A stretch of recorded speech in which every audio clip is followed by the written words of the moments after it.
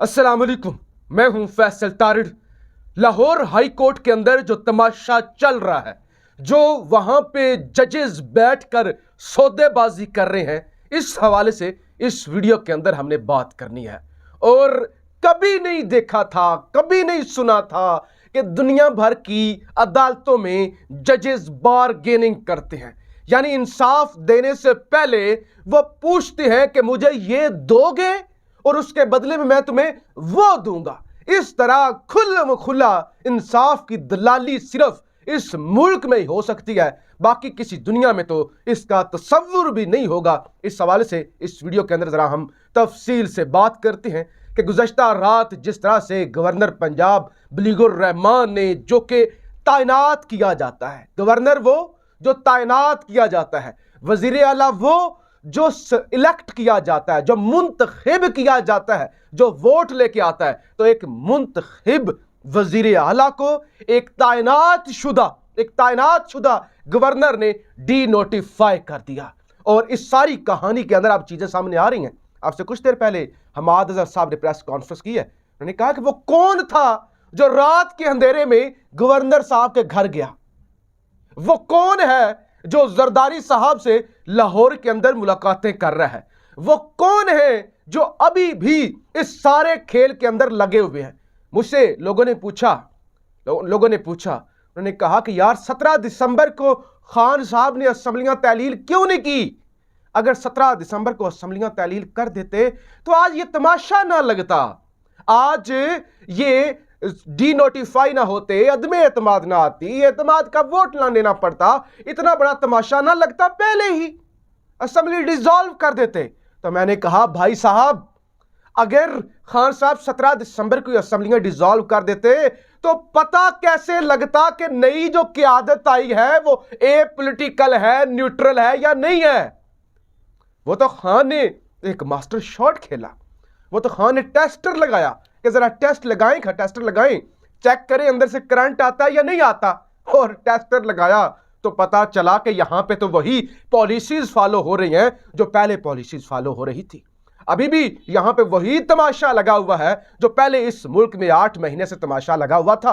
अभी भी वो ना नजर आने वाले किरदार खुलकर नजर आ रहे हैं जो पहले भी इस तमाशे में थे।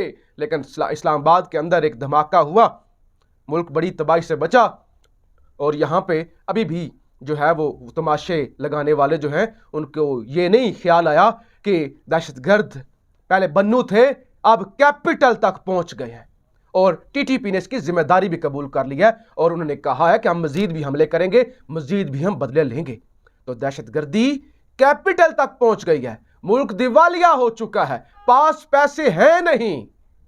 एक दहशतगर्दी, दूसरी भूख, वो दरवाजों तक पहुंच गई है, कैपिटल तक पहुंच गई है। लेकिन मंसूबा साजों को क्या है कि किस तरह से छुप छुप के गवर्नर के साथ मुलाकात करनी है, जरदारी के साथ मुलाकात करनी है और स्क्रिप्ट पर अमल करवाना है। तो वो स्क्रिप्ट पर अमल हो रहा था या नहीं हो रहा था, ये कैसे पता चलता अगर कप्तान पहले ही असेंबली डिसॉल्व कर देता। लिहाजा जी उसके बाद लाहौर हाई कोर्ट से रजू किया गया, एक बेंच टूटा, दूसरा बेंच बन गया।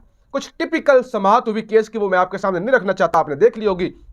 उन्होंने कहा कि जब गवर्नर ने एतमाद का वोट लेने का कहा था तो क्यों नहीं लिया, तो लिहाजा बैरिस्टर अली जफर साहब ने बताया कि वो तो फिर गवर्नर साहब ने कहा था तो स्पीकर साहब ने कार्रवाई करनी थी और मुनासिब वक्त पर करनी थी, जब उनको यकीन होता कि हमारे अरकान पूरे हैं, उसी वक्त तो नहीं हो सकती थी। लिहाजा इसमें परवेज इलाही का तो कसूर नहीं है, ये तो स्पीकर साहब ने करनी। तो लिहाजा ये सारी डिबेट चली कि ऐसा हो सकता है, क्या ऐसा लेना चाहिए था, तरीका क्या है, ज़ाब्ता क्या है। ये जब सारी फॉर्मेलिटीज हुई ना, सारी फॉर्मेलिटीज हुई, उसके बाद एक जुमला बोला गया, एक पाकिस्तान की अदालती तारीख में यानी बारगेनिंग का एक अलग ही माहौल शुरू हुआ। फिर वो जबान पर वो ख्वाहिश आ गई, वो मंसूबा आ गया, वो स्क्रिप्ट आ गया, और वो जो ताकतवर हलकों की जानब से या नवाज शरीफ की जानब से जो कहा गया था, नवाज शरीफ का तो मुझे नहीं पता, मुख्तदर हलकों ने लाजमी इसके अंदर कुछ ना कुछ किया होगा, वरना जज साहब और 5 रुकनी बेंच कैसे इस तरह की जुर्रत कर सकते थे अदालतों के अंदर कि वो सियासी बारगेनिंग करें। यानी कानूनी तौर पर उनको देखना चाहिए ना, कानूनी तौर पर कि क्या ठीक किया है गवर्नर ने या गलत किया है। अगर ठीक किया है सत बिस्मिल्लाह, ठीक किया है, फारिग करो परवेज इलाही को, नया शेड्यूल दो कि नए वजीर आला का शेड्यूल कब होगा, इंतखाब कब होगा। बहुत अच्छी बात है। अगर ठीक नहीं किया गवर्नर साहब ने तो फिर गवर्नर साहब ने जो नोटिफिकेशन निकाला उसको मुअत्तल करो और परवेज इलाही साहब को काबीना समेत बहाल कर दो। इतनी बात है ना मेरिट पर, तो कोई दूसरी बात नहीं है कि या गलत किया है या ठीक किया है, या आपने बहाल करना है परवेज इलाही को या नए इलेक्शन का शेड्यूल देना है, उस हवाले से हदायत देनी है। लेकिन उन्होंने कहा आओ सौदेबाजी करते हैं, आओ जरा बार्गेनिंग करते हैं। उन्होंने कहा अच्छा फर्ज करें हम बलीगुर रहमान की नोटिफिकेशन को मुअत्तल कर दें, क्या आप असम्बलियां डिसॉल्व कर देंगे? क्या आप असम्बलियां तहलील कर देंगे? उन्होंने कहा अच्छा अगर हम, उन्होंने कहा बात मजीद खोलते हैं, थोड़ी सी बार्गेनिंग बढ़ाते हैं तो अब जरा पता चले। उन्होंने कहा आप हमें दें लिख कर दें कि हम करेंगे आपको बहाल और आप असम्बली नहीं तोड़ेंगे।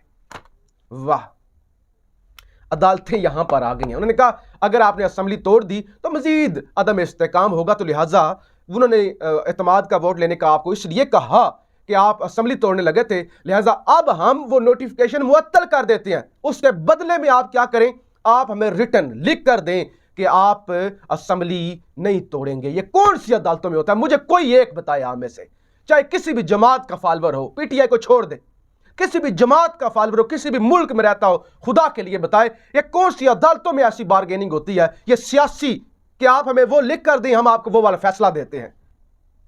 ये बार्टर सिस्टम, वो अगले जमाने में बार्टर सिस्टम होता था, गंदम दी जाती थी, जूता सिलाई करवाया जाता था, उधर से तंबाकू दिया जाता था, वहां से चावल लिए जाते थे, यानी कुछ दिया जाता था कुछ लिया जाता था करेंसी से पहले। यहां अदालतों के अंदर अलग ही बार्टर सिस्टम लगा हुआ है। उन्होंने कहा आप हमें लिख कर दे दें कि आप असेंबली तहलील नहीं करेंगे, हम आपको नोटिफिकेशन मुअत्तल करके दे देते हैं, परवेज इलाही को बहाल कर देते हैं और काबीना को बहाल कर देते हैं। लिहाजा बैरिस्टर अली जफर साहब ने कहा मुझे वक्त दें, जब ये वीडियो मैं रिकॉर्ड कर रहा हूं तो अभी अदालत में वक्फा है, तो लिहाजा अब जमान पार्क से राब्ते किए जा रहे हैं, वहां पे भी इजलास जारी है। क्या हुण दसोगो की करना में, वो जो वहां पे जजेस बैठ के सौदेबाजी कर रहे हैं, उस सौदेबाजी का क्या करना है? अंदाजा करें इस मुल्क में क्या हो रहा है। आप फैसला देना, आप ना करें बहाल परवेज इलाही को, आप कहें कि नहीं नोटिफिकेशन बिल्कुल आइन के मुताबिक है, परवेज इलाही फारिग, क्या हो जाएगा? ज्यादा से ज्यादा क्या हो जाएगा? नया इलेक्शन वजीर आला का होगा, नए इलेक्शन के अंदर भी परवेज इलाही के 10 बंदे और 179 मेंबर जो है पीटीआई के, तो एक कम 190 मेंबर, तो फिर भी इनके पास होंगे। वजीर आला बनाने के लिए 186 चाहिए, परवेज इलाही दोबारा बन जाएगा। लेकिन ये श्योरिटी कि लिख कर दें, इसमें आप होते कौन हैं जो कहें कि हमें लिख कर दें? एक सियासी मामला है, एक जमात ने इख्तिदार में रहना है या इख्तिदार में से निकलना है। आप क्यों कहते हैं कि हम तलाक नहीं होने देंगे, हम ये घर बसता रहना चाहिए? अजीब तमाशा।